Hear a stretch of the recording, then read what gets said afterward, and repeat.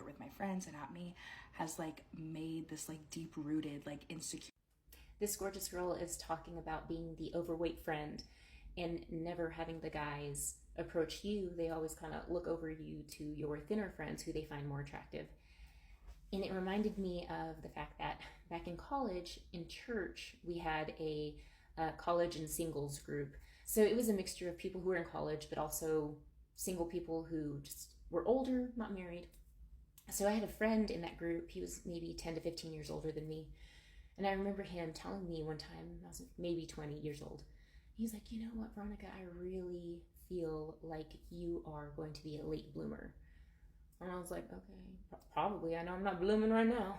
And I can't really say why he said that, other than there were girls in our group who were getting asked out and getting in relationships and getting engaged, and I was none of the above. Like, I was not getting asked out. So when he told me that, I just kind of like filed it in the back of my mind and would think about that from time to time, especially since I guess I was 20. So going through my early 20s, nobody anywhere, not at work, not at school, not at church, none of the guys were remotely showing interest in me. And so I know in my head, just like this young lady said, I would think like, is it me? Like, am I really that unattractive, or am I really that uninteresting? And I would think to myself, like, first of all, this personality is bomb. Okay, like, I am hilarious, I'm friendly, like all these great things.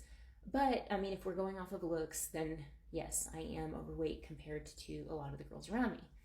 So when he's saying, you know, you're going to be a late bloomer, and I'm thinking, how late, brother? How late? Because I am in my mid 20s now. And then I met my husband. So we started dating when I was about 24. And as we were dating, I began to just realize my worth. Now, whether it was the help of my husband or other things, getting into recovery from bulimia, like all these things, therapy, I began to realize my worth. And when I began to realize my worth, I began to have a confidence that I didn't have before. And I want to say that all of that kind of culminated into me finding my bloom. And the really, really cool thing about that, if there's anything in this message that I can give you girls that feel like, oh, I'm overlooked and what, I got to experience, and I'm still experiencing, the best part of me and the thing that I love the most about me and who I am, with the person who values that the most. So I didn't have to waste it on people who maybe had no intention of being in a relationship with me. They just wanted to either be with me or just have a good time, whatever.